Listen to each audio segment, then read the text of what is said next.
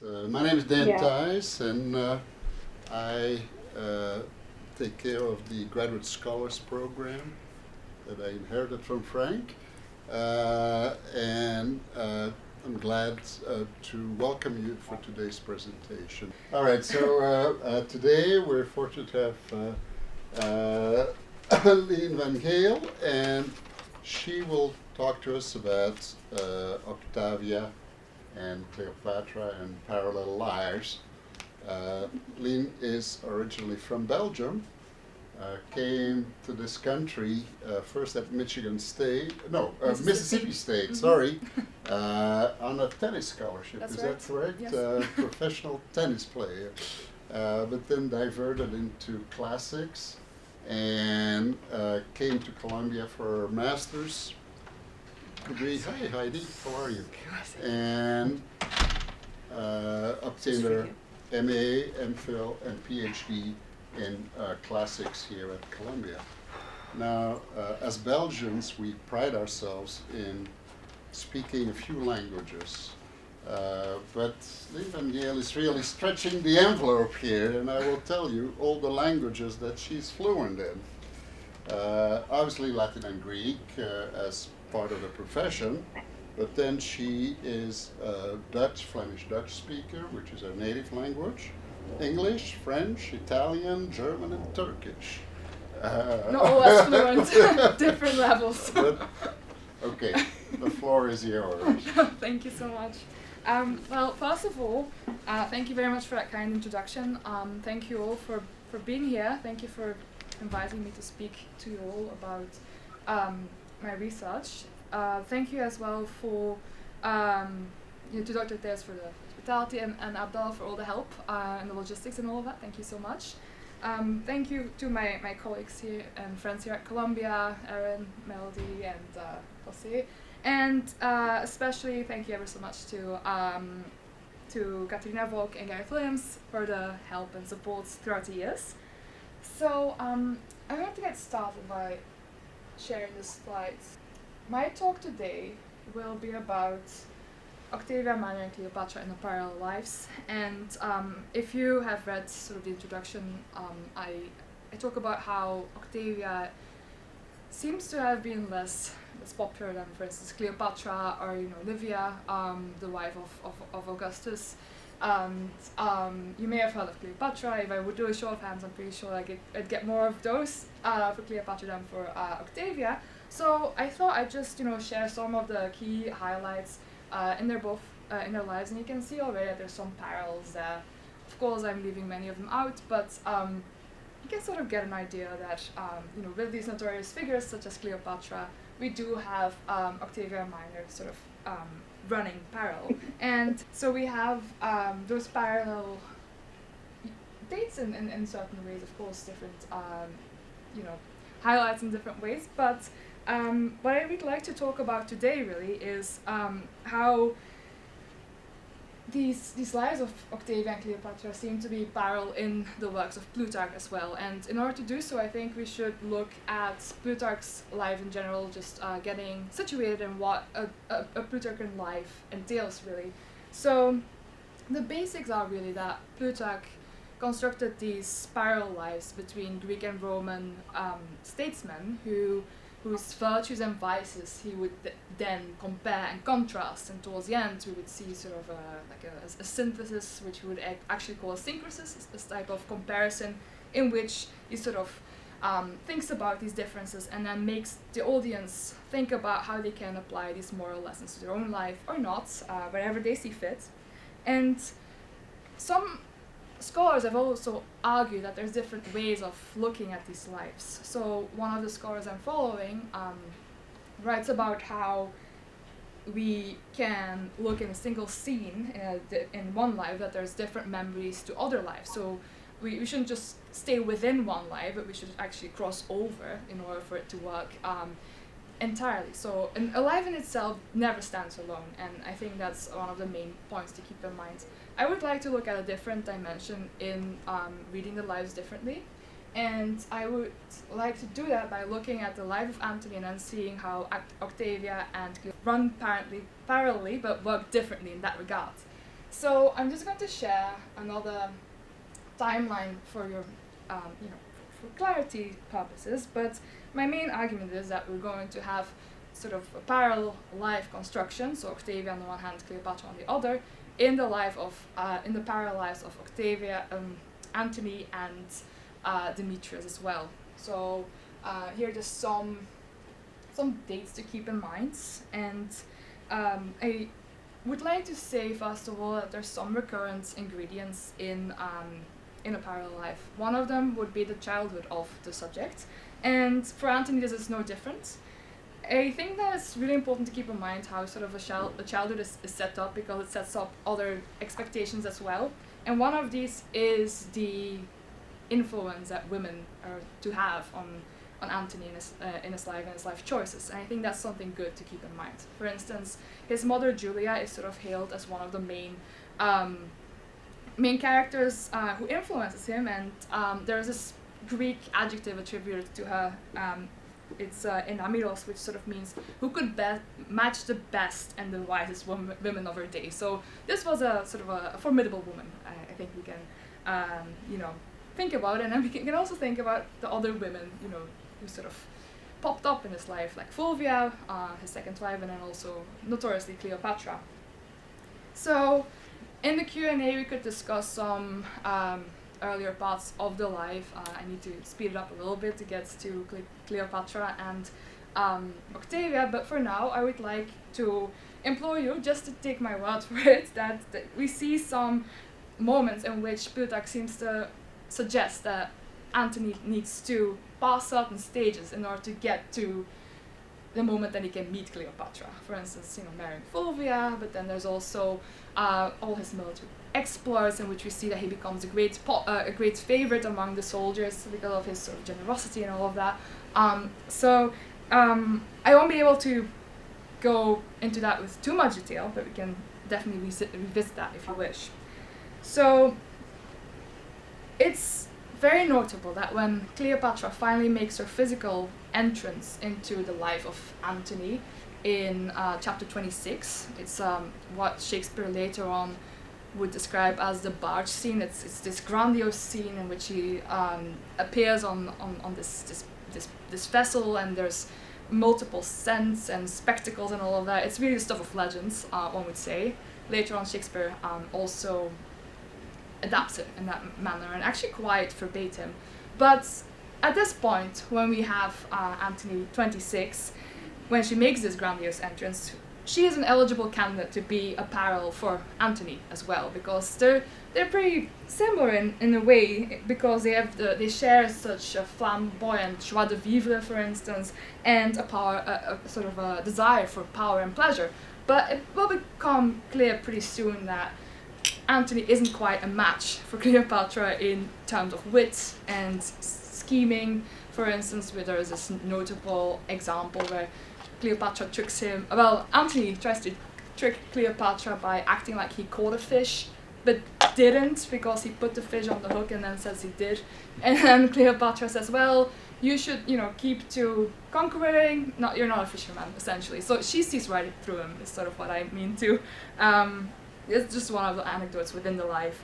So I think it's important to keep in mind that there's these twists and turns, and yes, initially Plutarch does set up some parallels, but we can also see these different contrasts. For instance, if we look at the way in which we have Cleopatra arriving in Tarsus and then how they come together in Ephesus, they're very different in how they sort of approach setting up a dinner event. So what I would like to show is that while Cleopatra clearly overshadows Antony in multiple ways, we can actually look for a different parallel in this parallel life construction. And I would like to argue that Octavia is one of the examples. Well, it's sort of the main rival for Cleopatra in this life.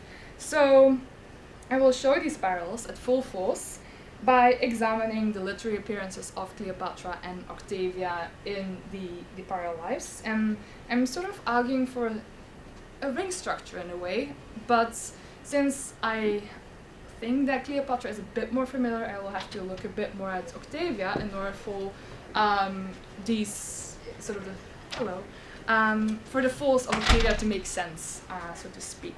So let us start then by turning our gaze to Brundisium. Let's see if I can, so we can look at the map too, if that's all right. So Brundisium is a port city on the Adriatic to which all roads seem to lead in 40 BCE. It was a time when the stakes were quite high, from the aftermath of the Battle of Philippi in 42 BCE to the Treaty of Brundisium. The triumvirs, so the three sort of leading men, seem to be ranked as followed. So Antony came in first place without a doubt then in 40 BCE, followed by the young Caesar and the neglected Lepidus closing the list. As hostilities exacerbated, there was a clash at Brundisium. Octavian's army denied entry to Antony's, who then besieged Brundisium, as you see, well, right there on the map, in turn. So peace negotiations took place in the form of territory redistributions. Difficult word to say, apparently. Antony obtained the east, Octavian the west. This is very important to keep in mind, this dichotomy geographically as well.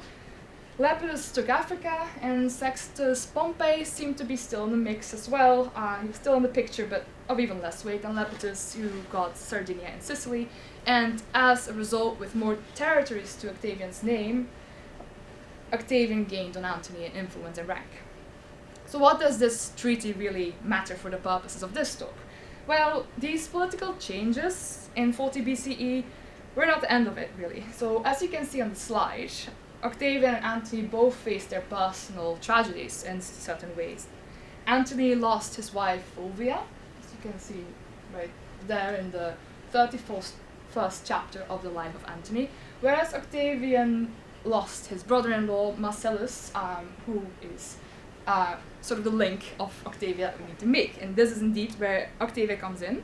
Her subsequent betrothal to Antony, which is sort of set up in a very parallel way in the Greek grammatical structure, is going to be one of the points that places her right between Octavian, her brother, and her husband, well, her soon-to-be husband, Marcellus. It is not entirely clear where this marriage took place at Brundisium at that time, but it does appear that it served as an extra measure of strengthening the triumvirs' bond.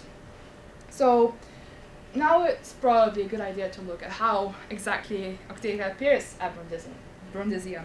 So she is here as dramatically as ever, because one of the ways in which Plutarch crafts her is in a very sort of, it's really a function he attributed to her.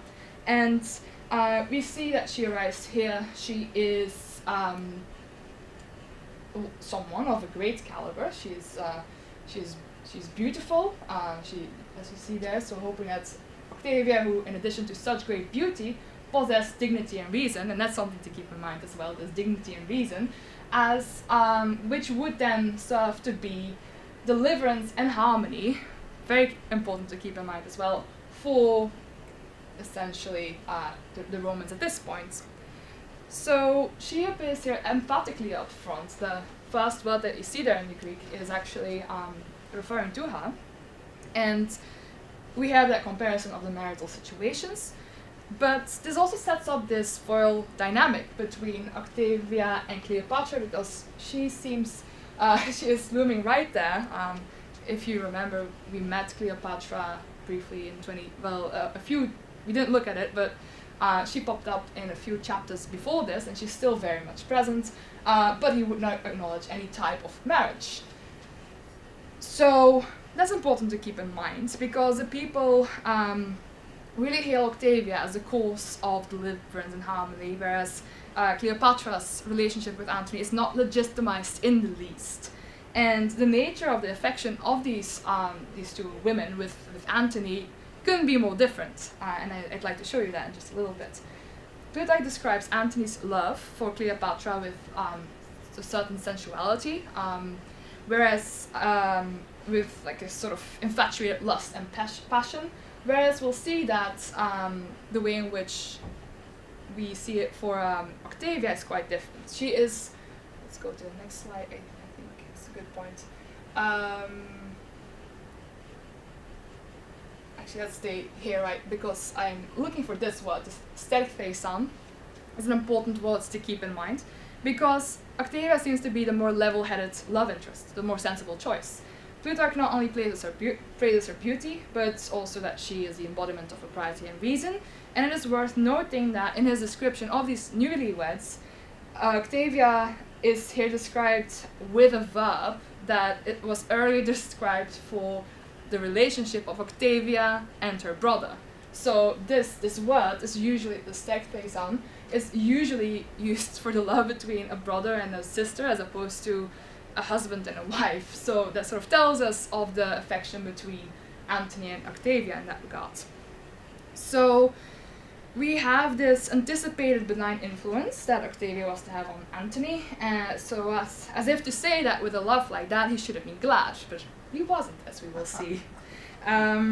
So Plutarch's language emphasizes that they're not really the ones who decide upon it, as you can see right here, because it says, and thus when it seemed that the betrothal seemed reasonable to the both men, they went up to Rome and celebrated Octavia's marriage. This is an important point to keep in mind about the Senate's decree, because everybody wanted this marriage to happen, even so much so that, if you remember, they're both widowed and widower. We had a change of the law and the custom.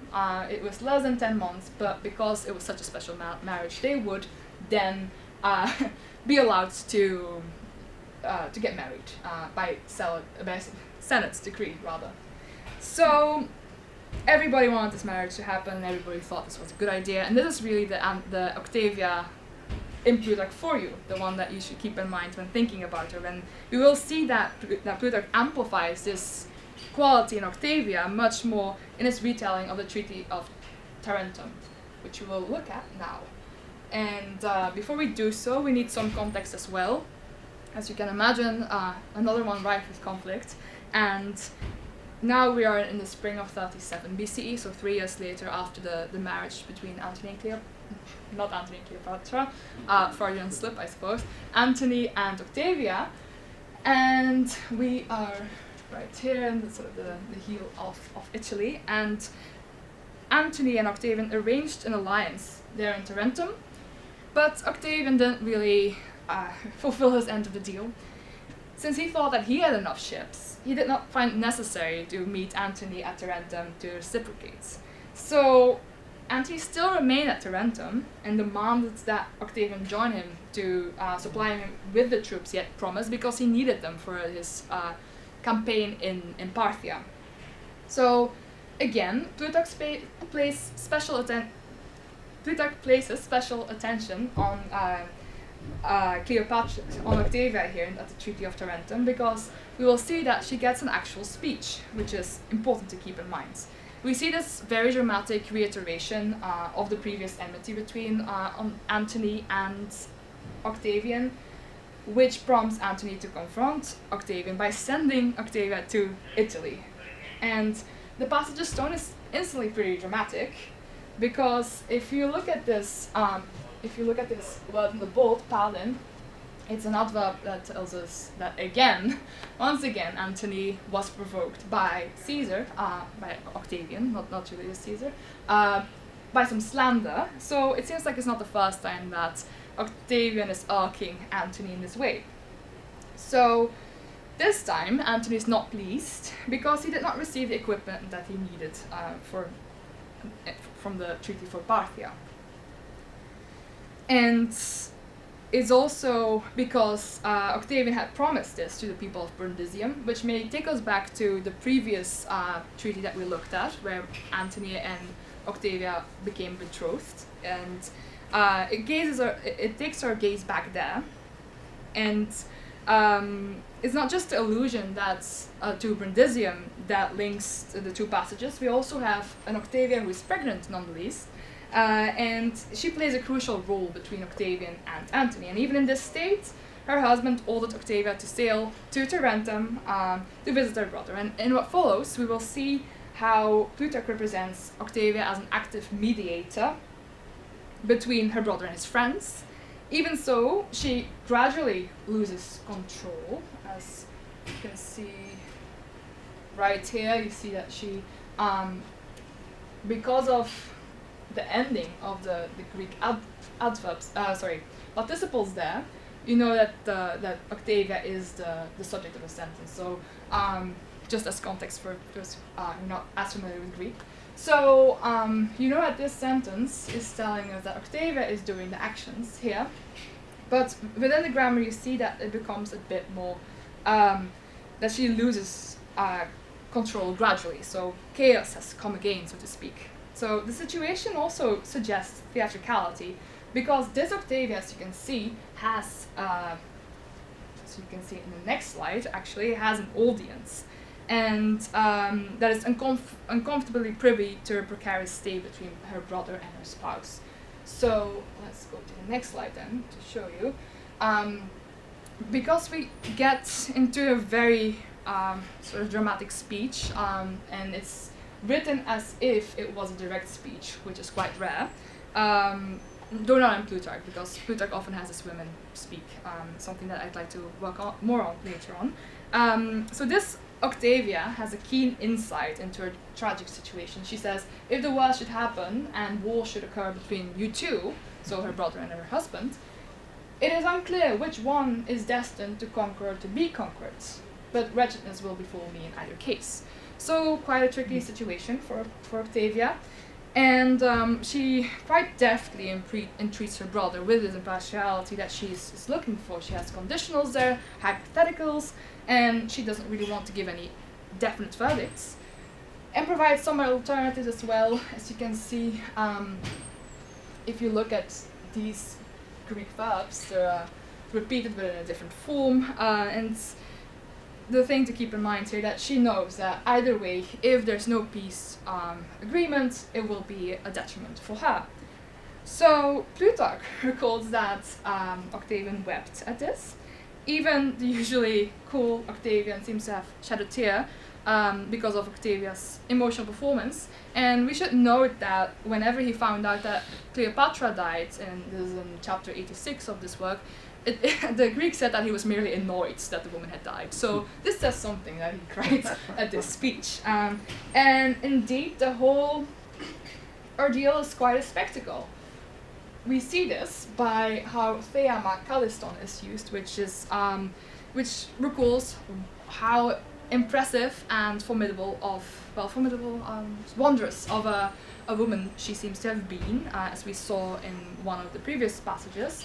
And well, we should also keep in mind that this diction recalls the interference of the Sabine women in Rome, and Plutarch uses similar diction for this. So it places Octavia in a much earlier tradition of peaceful female mediation and interference against battle, really. So, in short, as with the Sabines and the Romans, feigned harmony ultimately takes the upper hand, and even though war seemed inevitable because of the escalating rivalry between Octavian and Antony, personal affiliation seemed to take the upper hand and overcome the dispute at this point, at least temporarily, because we'll see things will become quite different later on.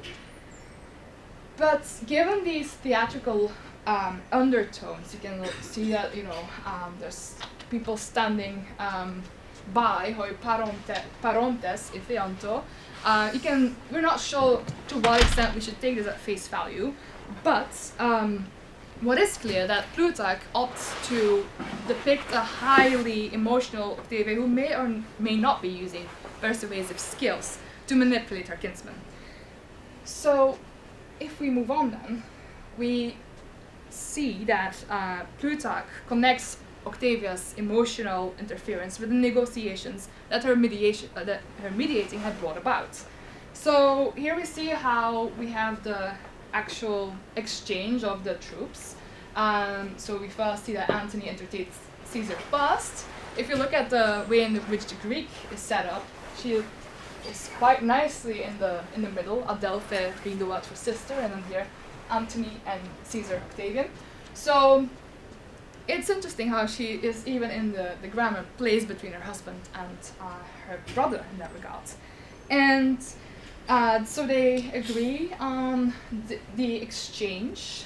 We see that Caesar would give to Antony 2 legions for the Parthian war, which is what he wanted all along, and Antony to Caesar 100 bronze-beaked vessels. And Octavia, apart from these agreements, obtained 20 light sailing vessels from her husband for her brother, and 1,000 soldiers from her brother for her husband. So it seems like she was quite deft in negotiating there, and we see that it's rather direct involvement, at least so it seems to me. After this agreement, they part in different directions. So Caesar Octavian goes to Rome, actually started the war against Pompey for Sicily, but Antony entrusting Octavia to Caesar, so Antony places his wife under the protection of his brother-in-law, goes into Asia, which is so very clearly the territory of Cleopatra. And what is more interesting as well is that he also sends off his children, both by Octavia and his widow, Fulvia, with Octavia to Octavian. So I think that's something to keep in mind as well, and how Octavia is said to have taken care for these children, especially when we look at the way in which Cleopatra will be depicted later on. So Octavia is left with her brother, despite this impending war in the west, whereas Antony makes for Asia, and it's really a sharp contrast between the harmonious time that we meant to have had after Tarentum. The sentence structure is pretty staggering in this paragraph, and as the form is staggering, the content becomes the same, because the family structure is quite fractured and confused as well. Octavia becomes simultaneously a mother and a stepmother under the protection of her brother instead of her husband. So that's something to keep in mind. And it's sort of her being a sister that determines where she is to stay with her children and stepchildren. And in short, after Plutarch's Tarentum, we have seen a mediating Octavia, an emotional Octavia, and an Octavia is ultimately relegated to the political background once she has served her mediating role in this pressing time of crisis. But what about Cleopatra in the meantime? Because I promised parallelism. So what about her? Let's actually keep to this slide. So in one of the chapters that follows, but I haven't cited it here because I had quite enough text already, I thought. Even after Octavia's remarkable performance at the Treaty of Tarentum, this couldn't salvage the peace between her husband and her brother, or the marriage actually, because in chapter 36 we see that Cleopatra's power over Antony grows stronger yet.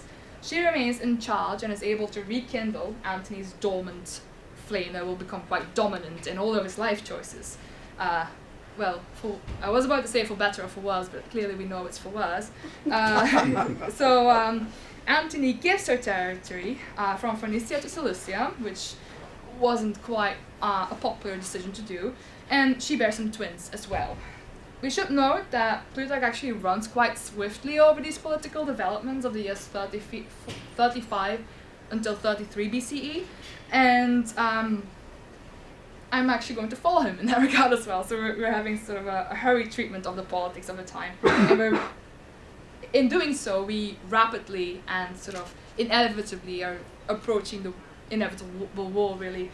So the attention shifts abruptly back to the clash between Cleopatra and, well, at this point, an indirect clash between her and Octavia, because back in Rome, Octavia wishes to join her husband in the east, and ever the virtuous sister, she requests her brother's permission in order to do so, and in a way enters the public or military sphere once again. This boundary is not the only one she crosses. She also crosses the so-called Pomerium, the city boundary, and also the sea to reach Antony in the east, very much Cleopatra's territory.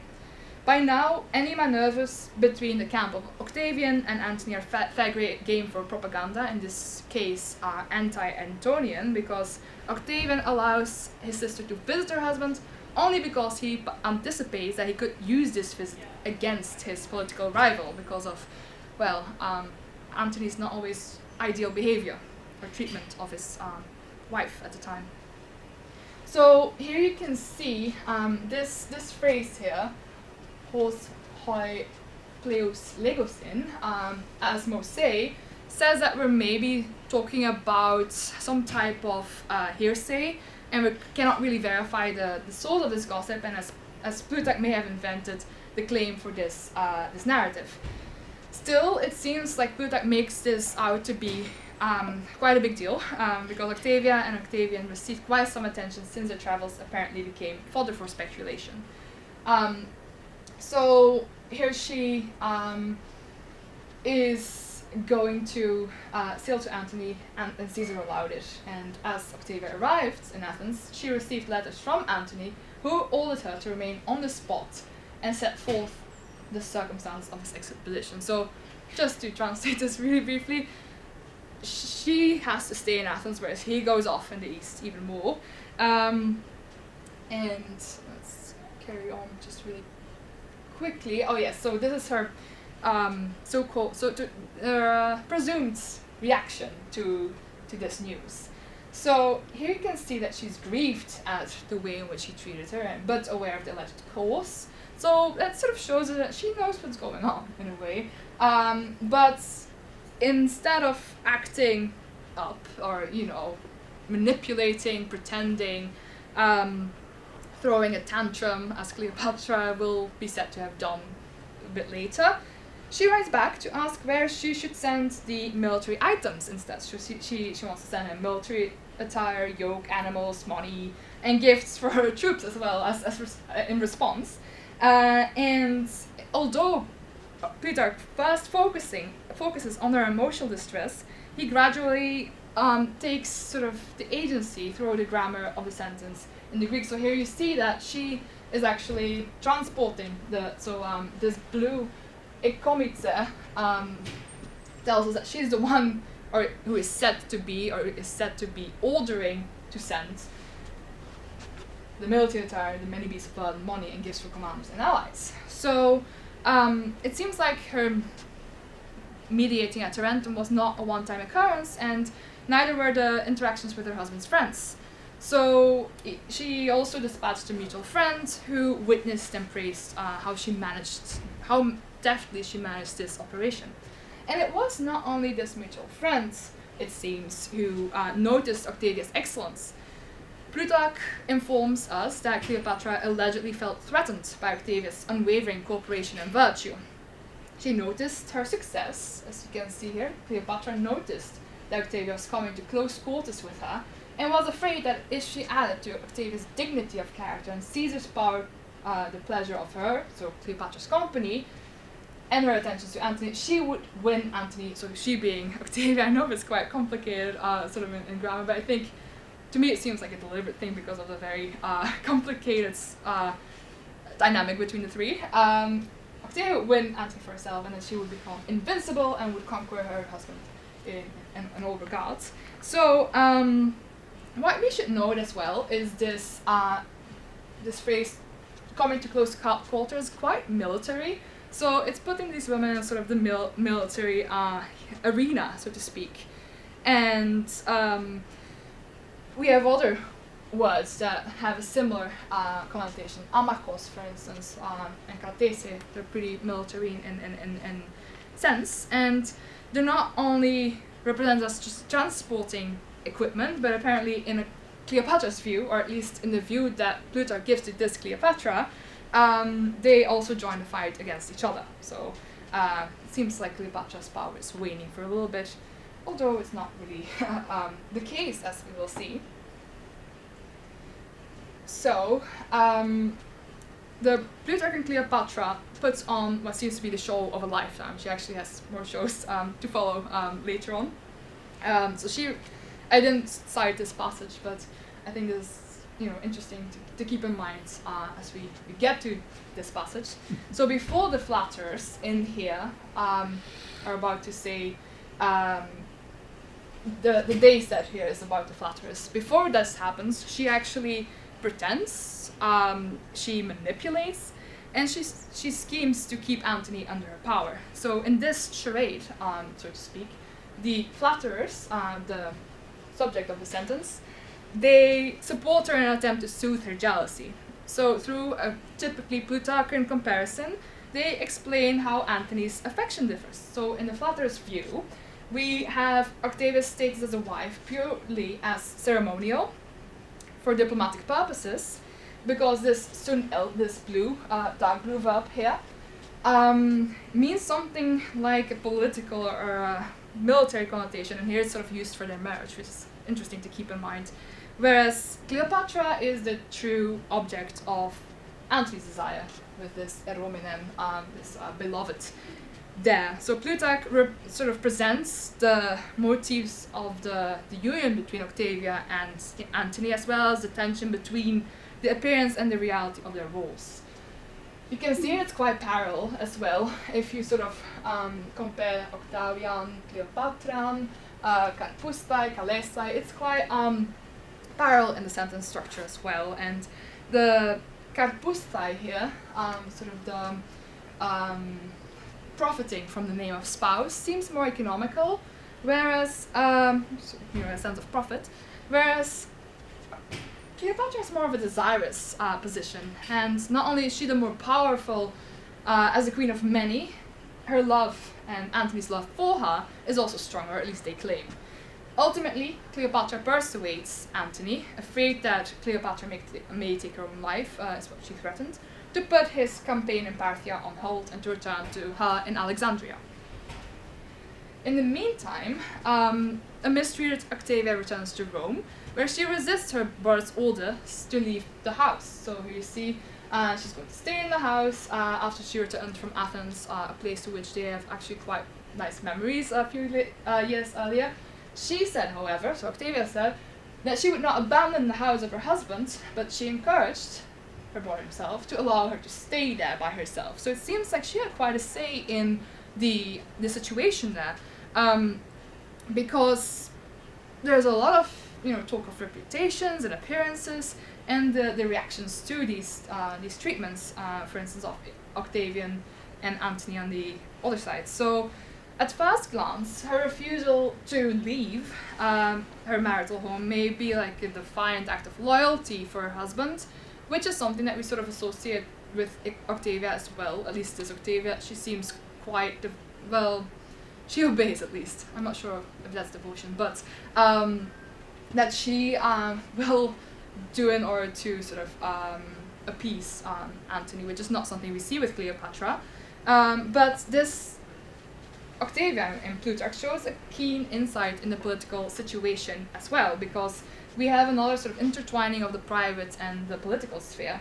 She is pretty deft in interpreting the situation as such, because she knows that more is at stake than just the dissolving marriage alone. With her calculated arguments, she resumes her mediating role at Tarentum, and she tells her brother, that the optics of this sort of impending civil war would be much worse, especially since it would not make a good reputation if the greatest emperators plunged the Romans into civil war, a very dreaded word for the Romans, of course, because this whole century is plagued by them, either out of love for a woman or out of envy for her. So again, Octavia's very sort of sensible inclination to preserve the harmony and eschew conflict. And in this, we see another contrast, because if you remember, earlier we had Cleopatra who wanted sort of to fight with, not, like fist fight, but, wanted to have like a fight with Octavia in a way, whereas Cleopatra is a more sort of stereotypical depiction of a destructive and power-hungry tyrant. So, as we will see, her deeds match her words, and she lives at Antony's home as if he were present, whilst taking care of their children, and not only of the two of them, but also of his previous wife, and also receiving Antony's friends. As you can see, she kept welcoming these friends of Antony for the purpose of office or business, and kept helping them to procure what they needed from Caesar. So she still remained in this mediating position. So even at this, amid these times of domestic trouble, we see that the Plutarchan Octavia still emerges as a diplomatic force and mediator with apparent selflessness, and she continues to function as a foil to Cleopatra's scheming and lustful reputation.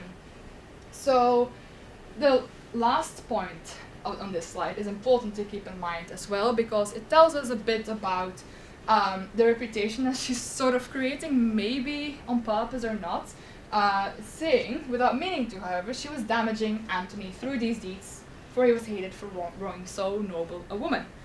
So that's just important to keep in mind, especially because he gained this reputation because he neglected Octavia, but also, I haven't included this on the slide, but he was also distributing Alexandria among his children by Cleopatra, and put on this theatrical coronation during which Cleopatra became the new Isis, and in response to these further quarrels and territory, Antony dispatched one of his men and made for Ephesus with Cleopatra, who then helped him furnish his navy. That's important to keep in mind as well, sort of the navy part and sort of her interest in it, as I will show later on. And it was indeed at Ephesus that... To what extent is this her brother's doing to diminish the reputation of Antony? Is it all Octavia, or is it the brother who is behind the scenes? It's difficult to say, right? Because it's Plutarch sort of putting on this lens and sort of telling us, well, we're not quite sure, but I think a lot of it depends on how the different historiographers, because this is not the only source we have of these events, because we also have Dio and Appian. I showed it at the beginning of the slide, and it's difficult to say because these different historiographers have different agenda for their own tales or writings, so I can't say entirely, but I think what matters is how they're represented in these different tales. But it's a good question to keep in mind, definitely. This is the points at Ephesus. So here we have Antony orders Cleopatra to sail to Egypt and expect anxiously the war over there. So we really have sort of that speeding up towards the war, which is, again, inevitable, it seems, at least in this tale. So, but she, Cleopatra, fearing that Octavia would settle, would again settle, we have this word balin again that we saw with Tarentum, when Antony was again irked by Octavian.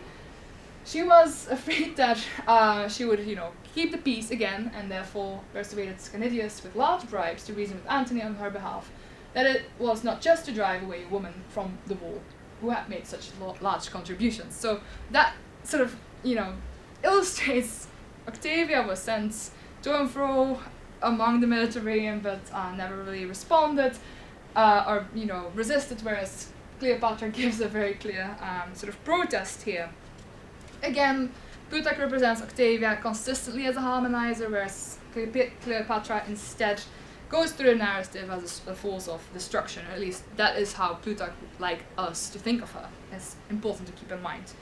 So I think this is as good a time as any to say that, often history is written, well, most of the time it's written by the winners of the side. So I think that, we should also keep in mind, while Antony uses the same excuse for both women, Octavia obeys and Cleopatra protests, and she doesn't seem to take issue when Antony sends away Octavia, but when he does the same thing to her, then it's a problem. So is this a critique of how Antony treated Octavia? That's unlikely, but when Antony travels to Athens, Cleopatra is jealous again. So we're sort of noticing a trend here, I suppose, in the way in which Plutarch sets up these women, side by side, and how they react to similar situations. For instance, we've looked at the way in which they distribute the different military equipment as well. So here, Cleopatra was jealous of Octavia's honors in the city. She was especially beloved among the Athenians. Therefore, she tried to win over the Demas with many honors. So essentially, she tried to bribe her she tried to bribe Athens, the Athenians, into liking her. It seemed to work, but at least on sort of the effect of Antony, because he dispatches his minions to eject his estranged wife, Octavia, back in Rome, as you can see here. So that's sort of really what we've come to at this point. We have again, this juxtaposition of the gradual disintegration of Octavia's marriage to Antony, and it seems like the more popularity she gains at Rome and in Athens, much to Cleopatra's chagrin, the more Antony distances himself from his legal wife. Ultimately, he banishes his own wife from his home, and after being ejected from the house, and it's still a bit before their divorce in 32 BCE, the Plutarchan Octavia emerges with exceptional dignity. So here we see that continued care of the children. We see that she is a bit more emotional, but still pretty dignified, like at Tarentum. But we also see that the Romans had their own thoughts, or at least Plutarch says that the Romans had their own thoughts about the situation, because they did not pity, in spite of all of these hardships, they did not pity her as much as they pitied Antony, and especially because those who had seen Cleopatra was neither in beauty nor in graceful youthfulness superior to Octavia. Essentially, they pitied her because she wasn't as as beautiful, and still had to act in these ways, sort of to get what she wanted from Antony, I suppose. So again, we have this passage that tells us about the poise and the beauty of Octavia, which has become characteristic. I'm going to fast forward now a little bit, in the interest of time. How common was divorce in that society? Quite common, actually, especially during the civil wars, because there was a lot of remarriage going on, and a lot of political alliances that would be realigned. Something I can show later on as well, if time allows. Because when did we start exactly? We started at 2, and we can go till that. You should wrap it up. Yes, right? that sounds good. All right. What I would like to show is that we get to a point in which, when we have the Battle of Actium at the 2nd of September in 31 BCE,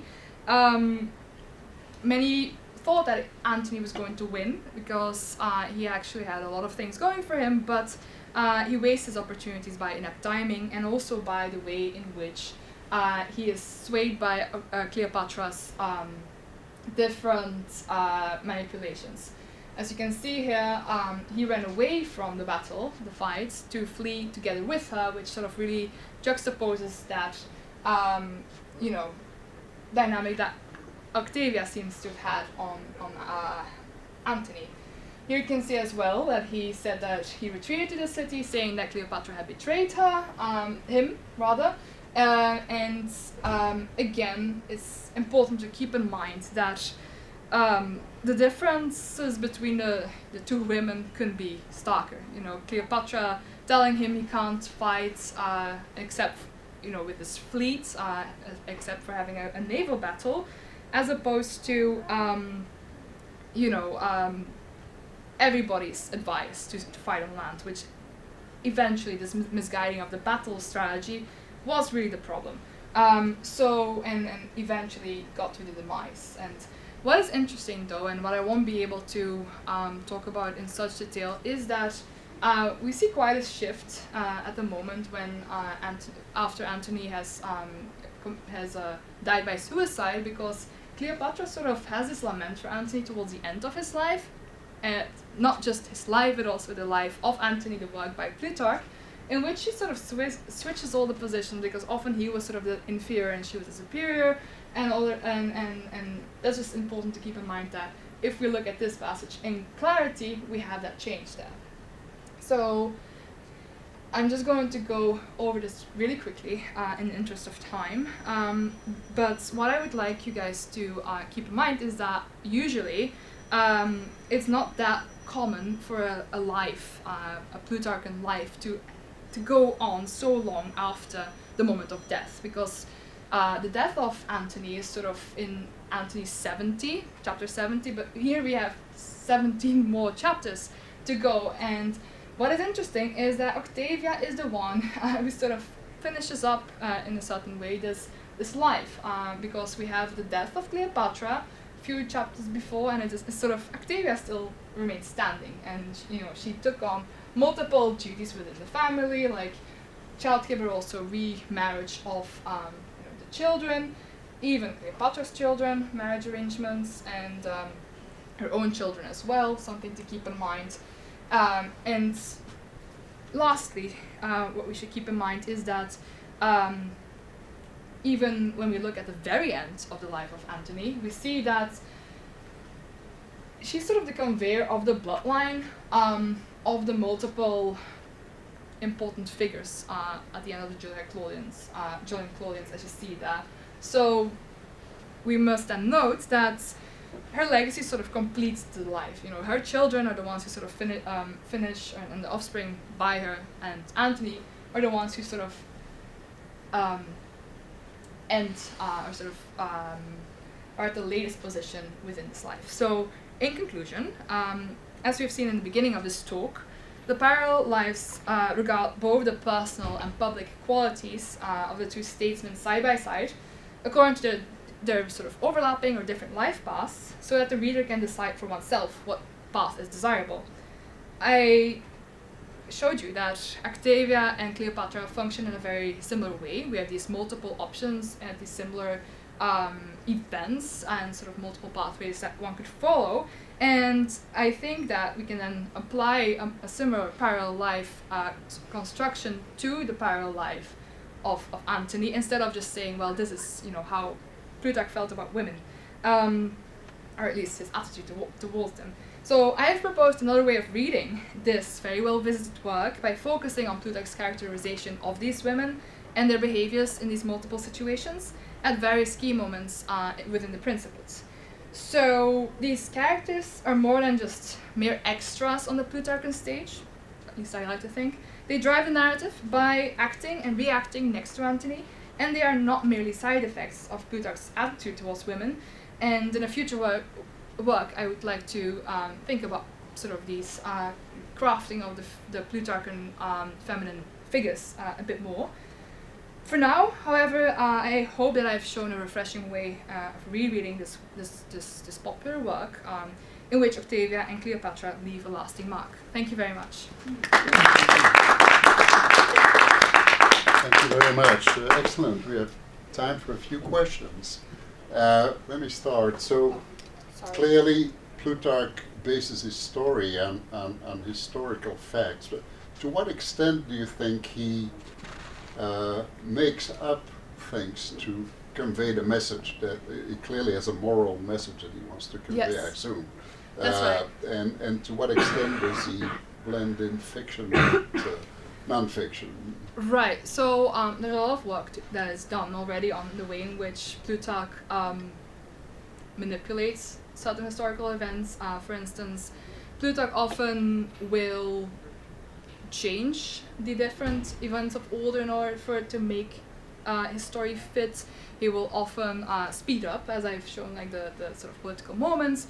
So one of the main moments I'm thinking about as well is often he makes mistakes as well, because when we think about the way in which he composed these lives, especially with the Roman lives, we think that he compiled this information and then sort of, not just by reading, but also hearsay, for instance, but also thought about how to compile these, years later, and therefore there were some details that he often missed. One of them actually pertains to Octavia, because in the beginning of the life, he says that Octavia is the half-sister, and not, he sort of confuses the sister of Octavia, because he also had an older half-sister, so it's already complicated to talk about. So that is to say, yes, he did, for instance, spelling is one scholar who has worked on that a lot, and he definitely did. We see that, especially when we compare the different sources in Appian and Dio. So yeah, thank you. Did Plutarch, what type of sources did he have? Diaries? So hearsay as well. There is this one anecdote in which he talks about that he heard from his grandfather, I think, from one of the cooks, that they had to keep 7, and this is like a very specific anecdote, but I really wanted to share this one, and then I'll go to your specific question.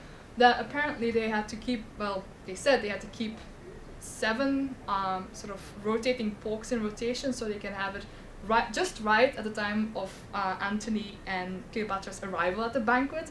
And this, Plutarch says, he knew because his grandfather knew this from someone else. So that's one of the ways, but yes, often we, consulting other histories and letters, there's multiple sort of different media for that, but I think I felt particularly compelled to share the hearsay one there.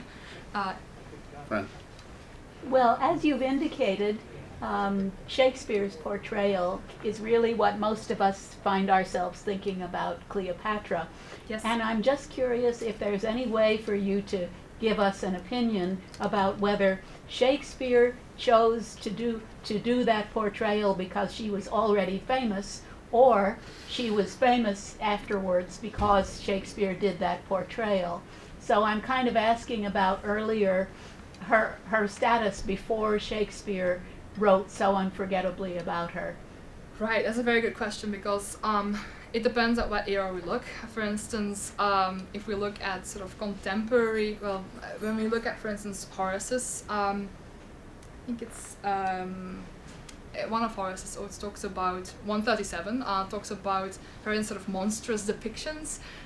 So often, I suppose because of sort of the Roman view, she's depicted as some, a feminine danger in a way. So we often have, and we also see that, for instance, in the Aeneid, on the shield of Achilles, she appears as well, and sort of the danger that she proposes with her. But so that's one part of my answer to your question, is that it depends very much on the era at which we're looking. But to go back specifically to Shakespeare, I think it's important to keep in mind that Shakespeare read Plutarch in translation, and often uses verbatim the translation as well.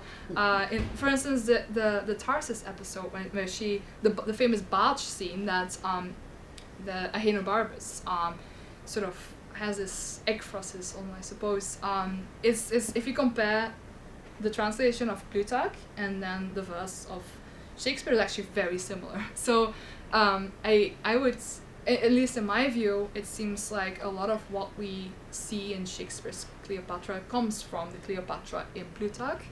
And you should also keep in mind that, it's not always, there's some,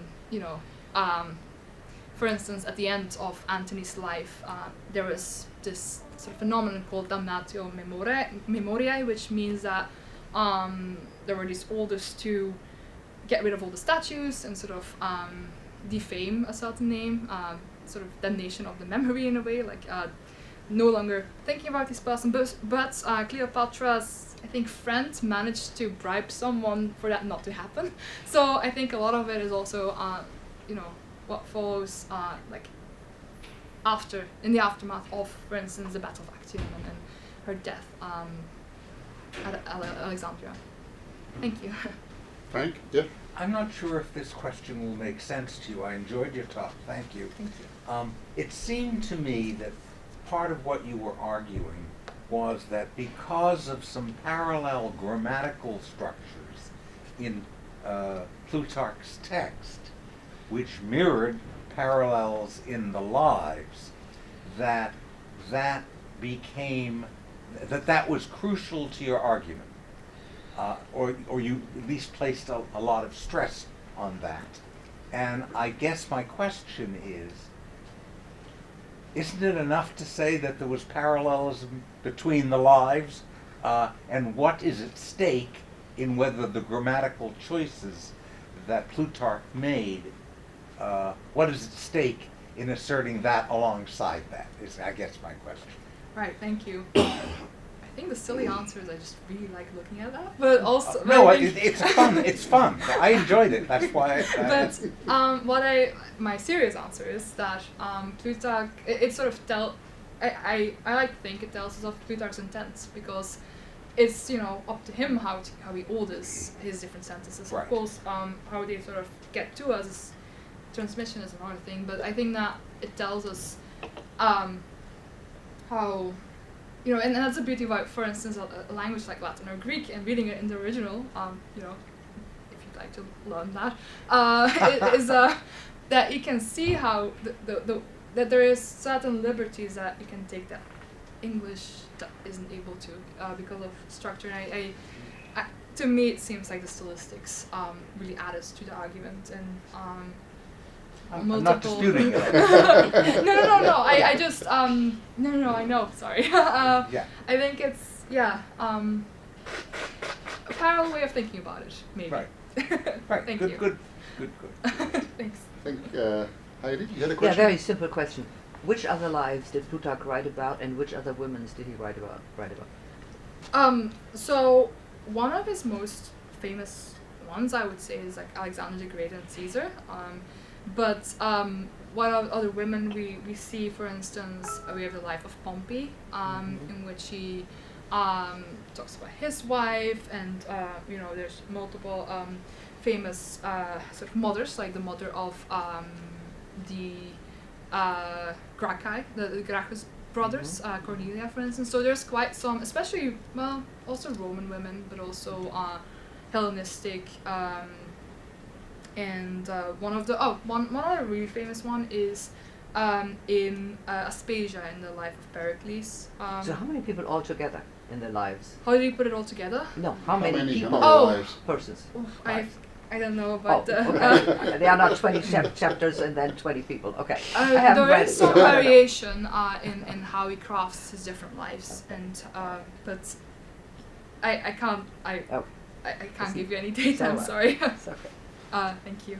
Did you have a question? Yeah. This question is about how were you motivated to go through the process. I can see it. I mean, I came out with a really satisfying feeling to see the comparison and to see more than we usually see. Because you, like she says, Shakespeare is the one that you use as a metric to think about Cleopatra. A lot of us, unless you like history, you do not go in there.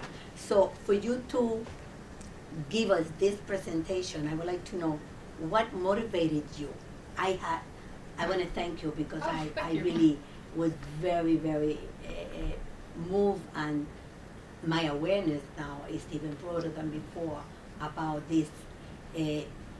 But Cleopatra is the one that we always think about, but to go beyond and behind into Octavia, that was great. Oh, I mean, I knew that she was alive and she was there, but I mean, this perspective has really been very enlightening. So, what motivated you?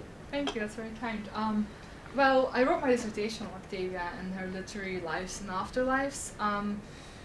I think, well, a lot of credit is due to my dissertation advisors, definitely, Garrett and Katerina, but because initially I wanted to write about sisterhood, maybe because I'm one of 3 sisters, who knows, but then I became interested in Octavia Minor and the multiple ways in which she appears and seems to be more present than initially thought. And I think one of my motivations in my research as well, I like to think about, feminine voices. One of the classes I am teaching at the moment is also sort of about how, for instance, Homer would depict Helen, and then how we see that in Sappho, and then how we see that in sort of modern literature as well, like popular novels. And I think that's just something that really interests me in my research, and just really thrills me to think about. And just making the connections is something that I just find wildly fascinating about what I get to do here. So thank you. Thank you. Excellent. We should. Okay, Dirk. Yeah, go ahead. What strikes me, Plutarch wrote a whole bunch of what he calls lives, as you said, pairing a Greek and a Roman life to compare them. Now, you're showing that implicit in Antony's biography, there are also 2 lives in parallel. Do you think that Plutarch himself, in coming to conclusions of Antony's biography, made any sort of aware distinction of the comparability of these 2? is there anything in his conclusions or in his observations Oh, which stresses their parallelity or their synergy or anything like that? right. So I think one of the reasons that really led me to think about it is because the commentary I was reading on this work really kept stressing how Plutarch made so much of Octavia, and nobody else talks about her as much, and there's not that much to find, and it's a deliberate choice to amplify her in this way, and that sort of led me to think about, well, in addition to what Stater says about, you know, how multiple, or there may be other triggers to other lives, we can see that in this regard as well, and I just wanted to think about it in a different direction.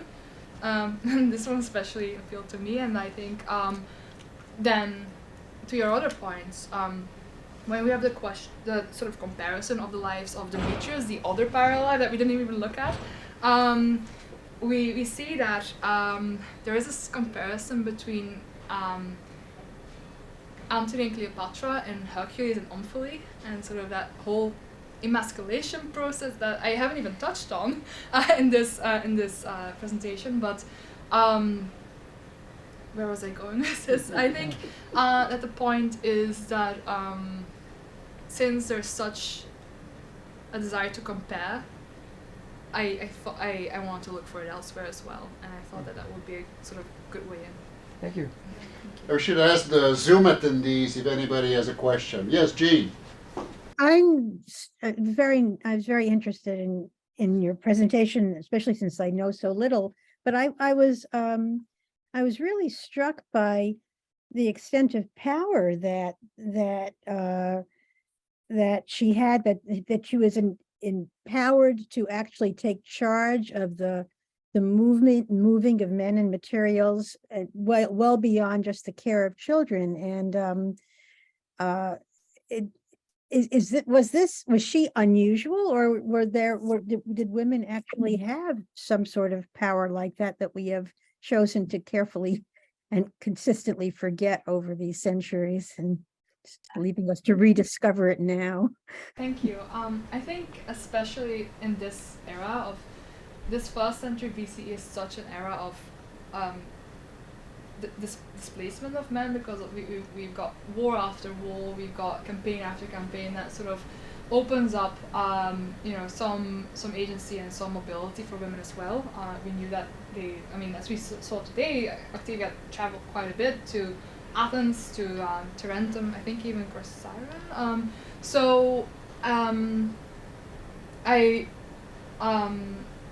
I think that the other thing to keep in mind is that a lot of women also started to join their husbands on campaigns as well, and I think it's sort of a sign of the times, this era in which the sort of circumstances, for instance, I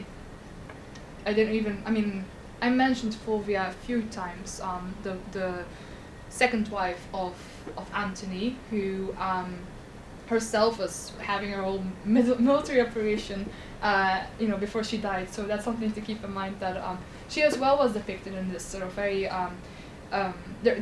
we have this sort of term called dux femina, which is a sort of a feminine, female general, something like that, and that's what they sort of called her, because of the way in which she, took over power. So I think my short answer to your question is that in this era, it's not unusual, but especially if you look at, for instance, centuries before that, it's a stark difference. But I wouldn't say it's necessarily unusual, but just a way of looking at it is, if that makes sense. So do you think the coming of Christianity is part of the reason that women lost so much standing? It's just the contrast is just really. I'm not sure about that, but because especially when we think about, I think the emperor's wives of the 2nd century still traveled with, like for instance Hadrian's wife, I think. So I'm not sure about that, to be honest. I hesitate to make a claim like that. But thank you for your question. Any other questions? Okay, well, hearing none, I'm going to thank Lien Van Geel, for the excellent presentation. We really enjoyed it. Thanks a lot. Keep it up.